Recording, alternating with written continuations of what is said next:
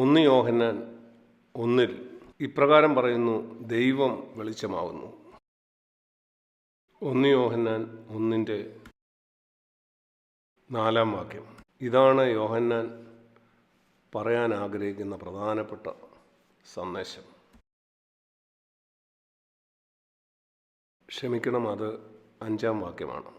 1 യോഹന്നാൻ 1:5 ഞങ്ങൾ അവനോട് കേട്ട് നിങ്ങളോട് അറിയിക്കുന്ന ദൂതാകുന്നു ഇത്. ഒന്നാമത് അവൻ പറയുന്നത് 3 വാക്യത്തിൽ ഇതെന്തുകൊണ്ടാണ് അവരോട് അറിയിക്കുന്നതെന്ന് അവിടെ പറയുന്നുണ്ട്. നിങ്ങൾക്ക് പിതാവിനോടും ഞങ്ങളോടും കൂട്ടായ്മ ഉണ്ടാകേണ്ടതിനാണ്. നിങ്ങൾക്കറിയാമല്ലോ, ദൈവത്തോടുള്ള കൂട്ടായ്മയും സഭയിൽ തമ്മിലുള്ള കൂട്ടായ്മയും. ഇതിനുവേണ്ടിയാണ് എല്ലാ ക്രിസ്തീയ പഠിപ്പിക്കലുകളും നടക്കുന്നത്. പിതാവിനോടും തമ്മിലുള്ള കൂട്ടായ്മയ്ക്കായിട്ടും അവിടെ എത്തിച്ചേരുവാൻ വേണ്ടിയാണ് എല്ലാ ഉപദേശങ്ങളും. അവിടെ പറയുന്നു, ഇതാണ് നാം മനസ്സിലാക്കേണ്ട ഒന്നാമത്തെ കാര്യം. ദൈവം വെളിച്ചമാകുന്നു. 5 വാക്യത്തിൽ അവനിൽ ഇരുട്ട് ഒട്ടും ഇല്ല. അതിനർത്ഥം ദൈവത്തിന് ഒരു ചെറിയ പാവം പോലും സഹിക്കാൻ കഴിയില്ല. ഇത് നിങ്ങൾ മനസ്സിലാക്കുന്നില്ലെങ്കിൽ നിങ്ങൾക്കൊരിക്കലും ദൈവത്തോടോ സഭയിലോ കൂട്ടായ്മ ഉണ്ടാകുക സാധ്യമാണ്. നിങ്ങൾ മനസ്സിലാക്കേണ്ട ഒന്നാമത്തെ സന്ദേശം ഇതാണ്: ദൈവത്തിന് ഒരിക്കലും ഒരു ചെറിയ പാവം പോലും സഹിക്കാൻ കഴിയില്ല. ചിന്തയിലോ വാക്കിലോ പ്രവൃത്തിയിലോ അല്ലെങ്കിൽ മറ്റുള്ളവരോടുള്ള നിങ്ങളുടെ മനോഭാവത്തിലോ എന്ത് ലക്ഷ്യത്തോടെയാണ് നിങ്ങൾ ഒരു കാര്യം ചെയ്യുന്നത്, ഒരു ചെറിയ പാവം പോലും അവനിൽ ഇരുട്ട് ഒട്ടും ഇല്ല.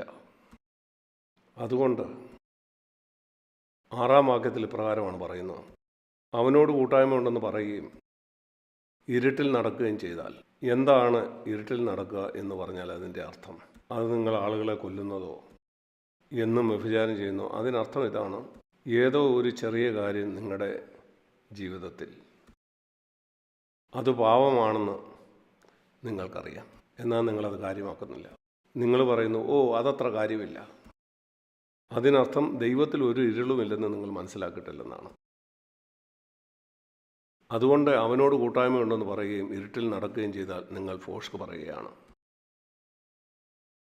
പരിശുദ്ധാത്മാവ് എന്താണ് പറയുന്നത്? നിങ്ങളൊരു കള്ളം പറയുകയാണെന്നാണ്. നിങ്ങളുടെ ജീവിതത്തിൽ ഒരു പാപം നിങ്ങൾ വെച്ച് പൊറപ്പിക്കുമ്പം അതിനർത്ഥം നിങ്ങൾ എല്ലാ പാപത്തെയും ജയിച്ചെന്നല്ല. ഞാൻ അർത്ഥമാക്കിയത് ഇതാണ്: നിങ്ങൾ തെന്നി വീണാൽ നിങ്ങളതിൽ ദുഃഖിക്കുകയും മാനസാന്തരപ്പെടുകയും നിങ്ങൾ പെട്ടെന്ന് തന്നെ പറയും, കർത്താവേ അതത്ര ഗുരുതരമായിരുന്നു, ഞാനത് ചെയ്തു പോയല്ലോ. അങ്ങനെയെങ്കിലും നിങ്ങൾ ചെയ്യുന്നുണ്ടോ? നിങ്ങൾക്കറിയാമല്ലോ, ഈ കുഷ്ഠരോഗമുള്ള ആളുകൾ ഒരു സൂചി കൊണ്ട് കുത്തിയാൽ അവർക്കൊന്നും മനസ്സിലാവില്ല. അത്ര ഗുരുതരമാണ്. നിങ്ങളൊരു തെറ്റ് ചെയ്തു, എന്നാൽ നിങ്ങളുടെ മനസാക്ഷിക്ക് അത് തെറ്റാണെന്ന് തോന്നുന്നേ ഇല്ല. അതാണ് ഇരുട്ടിൽ നടക്കുക എന്ന് പറഞ്ഞാൽ. പാപത്തിന്മേലുള്ള ജയത്തിന് നിങ്ങൾ സമയമെടുത്തെന്ന് വരാം, എന്നാൽ നിങ്ങളുടെ ഉള്ളിൽ ഇരുട്ട് കാണുമ്പോൾ നിങ്ങൾക്ക് ഒരു ബുദ്ധിമുട്ടും ഉണ്ടാകുന്നില്ലേ? അങ്ങനെയെങ്കിൽ നിങ്ങൾ ഫോഷ്ക്ക് പറയുകയാണ്, നിങ്ങൾ സത്യം അനുഷ്ഠിക്കുന്ന ഒരാളല്ല. ഇതാണ് യോഹന്നാൻ 1 പറയുന്നത്. എന്നാൽ ഇതിന് വിരുദ്ധമായി നിങ്ങൾ വെളിച്ചത്തിൽ നടക്കുന്നവനാണെങ്കിൽ, ദൈവം നമുക്ക് തരുന്ന ആ വെളിച്ചത്തിൽ, ദൈവം വെളിച്ചത്തിൽ വസിക്കുന്ന പോലെ, അങ്ങനെയെങ്കിൽ നമുക്ക് തമ്മിൽ കൂട്ടായ്മ ഉണ്ടാകും. യേശുവിൻ്റെ രക്തം സകല പാപവും പോക്കി നമ്മളെ ശുദ്ധീകരിക്കും. അതുകൊണ്ട് വെളിച്ചം എന്താണെന്ന് നാം മനസ്സിലാക്കണം.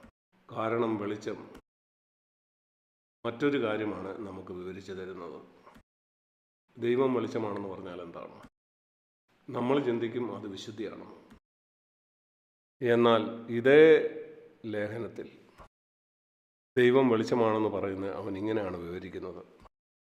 4 അധ്യായത്തിൽ 8 വാക്യം: ദൈവം സ്നേഹമാകുന്നു. അതുകൊണ്ട് വെളിച്ചമെന്ന് പറഞ്ഞാൽ സ്നേഹമാണ്. യഥാർത്ഥ വിശുദ്ധി സ്നേഹമാണ്. അത് നാം മനസ്സിലാക്കണം. അതിനർത്ഥം ദൈവം വിശുദ്ധനാണ്, അത് സത്യമാണ്. എന്നാൽ യോഹന്നാൻ പറയുന്ന ദൈവം സ്നേഹമാണ്.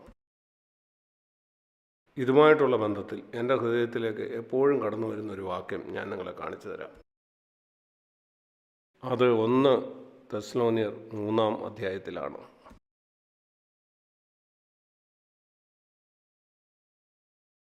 1 തെസ്സലോനിക്കർ 3 അധ്യായത്തിൽ ഇവിടെ ഇങ്ങനെയാണ് പറയുന്നത്. 13 വാക്യം: ഞാൻ ഒന്നുകൂടെ പറയട്ടെ, 1 തെസ്സലോനി 3-ാം അധ്യായം അതിൻ്റെ 13-ാമത്തെ വാക്യം. ഇങ്ങനെ നമ്മുടെ കർത്താവായ യേശു സകല വിശുദ്ധന്മാരുമായി വരുന്ന പ്രത്യക്ഷതയിൽ നമ്മുടെ ദൈവവും പിതാവുമായവൻ്റെ മുമ്പാകെ വിശുദ്ധീകരണത്തിൽ അനന്യമായി വെളിപ്പെടുവാൻ തക്കവണ്ണം നിങ്ങളുടെ ഹൃദയങ്ങളെ സ്ഥിരപ്പെടുത്തുമാറാകട്ടെ. ഇതാണ് നമ്മുടെ ലക്ഷ്യം. നമ്മുടെ ലക്ഷ്യം യേശു തൻ്റെ വിശുദ്ധന്മാരുമായിട്ട് വരുന്ന സമയത്ത് നമ്മുടെ ഹൃദയങ്ങൾ വിശുദ്ധീകരണത്തിൽ അനന്യരായി വെളിപ്പെടും വണ്ണം നമ്മുടെ ഹൃദയങ്ങൾ സ്ഥിരതയുള്ളതായിരിക്കണം. ഇങ്ങനെ എന്ന് പറഞ്ഞുകൊണ്ടാണ് ആ വാക്യം തുടങ്ങുന്നത്. അതിനർത്ഥം അതിന് മുമ്പലത്തെ വാക്യത്തിൽ അത് എങ്ങനെയാണെന്ന് പറയുന്നുണ്ട്. അവിടെ നാം വായിക്കുന്നത്, എന്നാൽ ഞങ്ങൾക്ക് നിങ്ങളോടുള്ള സ്നേഹം വർദ്ധിക്കുന്ന പോലെ കർത്താവ് നിങ്ങൾക്ക് തമ്മിലും എല്ലാവരോടുമുള്ള സ്നേഹം വർദ്ധിപ്പിച്ച് കവിയുമാറാക്കട്ടെ. ഇത് പറഞ്ഞതിന് ശേഷമാണ് അങ്ങനെ വിശുദ്ധീകരണത്തിൽ അനന്യമായ നമ്മുടെ ഹൃദയങ്ങളെ അവൻ സ്ഥിരപ്പെടുത്തുന്നത്. വിശുദ്ധിയും സ്നേഹവും 2 കാര്യങ്ങളായിട്ടാണ് നാം കാണുന്നത്. എന്നാൽ ഈ വാക്യം പഠിപ്പിക്കുന്നത്, നിങ്ങൾ സ്നേഹിക്കുന്നില്ലെങ്കിൽ നിങ്ങൾ വിശുദ്ധനല്ല. നിങ്ങൾ വിശുദ്ധനാണെങ്കിൽ സ്നേഹിക്കും. ദൈവത്തെയും അതുപോലെ പൂർണ്ണ ഹൃദയത്തോടെ യേശുവിനെയും മറ്റുള്ളവരെയും സ്നേഹിക്കും. അത് ഒരേ നിലയിൽ നിൽക്കുന്ന ഒരു കാര്യമല്ല. അത് നിശ്ചലമായി നിൽക്കുകയല്ല, മാറ്റമില്ലാതെ നിൽക്കുകയല്ല. നിങ്ങൾക്ക് തമ്മിലും എല്ലാവരോടുമുള്ള സ്നേഹം വർദ്ധിച്ച് പെരുകിക്കൊണ്ടിരിക്കും. അങ്ങനെ നിങ്ങളുടെ ഹൃദയങ്ങളെ വിശുദ്ധിയിൽ അനന്യമായിട്ട് കാക്കപ്പെടും. ഈ മീറ്റിംഗ് കഴിഞ്ഞതിന് ശേഷം ഈ 2 വാക്യങ്ങൾ നിങ്ങൾ ധ്യാനിക്കുക. കാരണം ഇത് എന്താണ് വിശുദ്ധി എന്ന് തെറ്റായി ചിന്തിച്ച് എന്നെ തന്നെ വഞ്ചിക്കാതിരിക്കാൻ ഈ വാക്യം എന്നെ സഹായിച്ചു. താഴ്മയെക്കുറിച്ച് ലോകം തെറ്റായി മനസ്സിലാക്കിയതുപോലെ വിശുദ്ധിയെക്കുറിച്ചും തെറ്റായിട്ട് മനസ്സിലായിക്കൊണ്ട് ലോകം പൂർണ്ണമായിട്ട് തെറ്റിപ്പോയിരിക്കുകയാണ്. വേദപുസ്തകത്തിൽ വിശുദ്ധി എന്ന് പറഞ്ഞാൽ അത് സ്നേഹമാണ്, വെറും സ്നേഹമല്ല. 12-ാം വാക്യത്തിൽ പറയുന്ന പോലെ വർദ്ധിച്ച് കവിഞ്ഞൊഴുകുന്ന ഒരു സ്നേഹം. അപ്പോഴാണ് നാം വിശുദ്ധിയിൽ തികയുന്നത്. ഈ വാക്യത്തിൽ പറയുന്ന പോലെ എൻ്റെ സ്നേഹം വർദ്ധിച്ച് കവിയുന്നില്ലെങ്കിൽ ഞാൻ യേശുവിൻ്റെ മടങ്ങുവരവിന് വേണ്ടി ഒരുക്കമുള്ളവരല്ല. സ്നേഹത്തിൽ വർദ്ധിച്ച് കവിയുക എന്ന് പറഞ്ഞാൽ ഞാൻ വേണ്ടവണ്ണം സ്നേഹിക്കുന്നില്ലെന്ന് ഞാൻ കണ്ടെത്തുന്നതാണ്. യേശുവിനെ സ്നേഹിക്കേണ്ട പോലെ ഞാൻ സ്നേഹിക്കുന്നില്ല. തമ്മിൽ ഞാൻ സ്നേഹിക്കേണ്ടവണ്ണം സ്നേഹിക്കുന്നില്ല. എൻ്റെ ഭാര്യയോ ഭർത്താവിനോ ഞാൻ സ്നേഹിക്കുന്നില്ല. നിങ്ങളെ വെറുക്കുന്നവരെ നിങ്ങൾ സ്നേഹിക്കേണ്ടവണ്ണം സ്നേഹിക്കുന്നില്ല. നിങ്ങളുടെ ശത്രുക്കളെ സ്നേഹിക്കേണ്ടവണ്ണം സ്നേഹിക്കുന്നില്ല. ഈ വിശുദ്ധിയിൽ തികഞ്ഞവനാകുന്നതിന് എന്നെ തടയുന്നത് ഈ സ്നേഹത്തിലുള്ള എൻ്റെ കുറവാണ്. അതിനർത്ഥം നാം കർത്താവിൻ്റെ വരവിനായിട്ട് തയ്യാറായിട്ടില്ല എന്നുള്ളതാണ്. തങ്ങളുടെ ജീവിതത്തിലുള്ള പല കാര്യങ്ങളിലും മാനസാന്തരപ്പെടാതെ അനേക വിശ്വാസികളും ചിന്തിക്കുന്നു അവർ കർത്താവിൻ്റെ വരവിനായിട്ട് തയ്യാറാണെന്ന്. നമ്മുടെ സഭയിൽ നമ്മൾ നിരന്തരം ഊന്നി പറയുന്നത് കർത്താവിൻ്റെ വരവിനായിട്ട് തയ്യാറാകാൻ വേണ്ടിയാണ്. നമ്മൾ പറഞ്ഞ എല്ലാ കാര്യവും അവൻ വരുമ്പം പരിശോധിക്കും.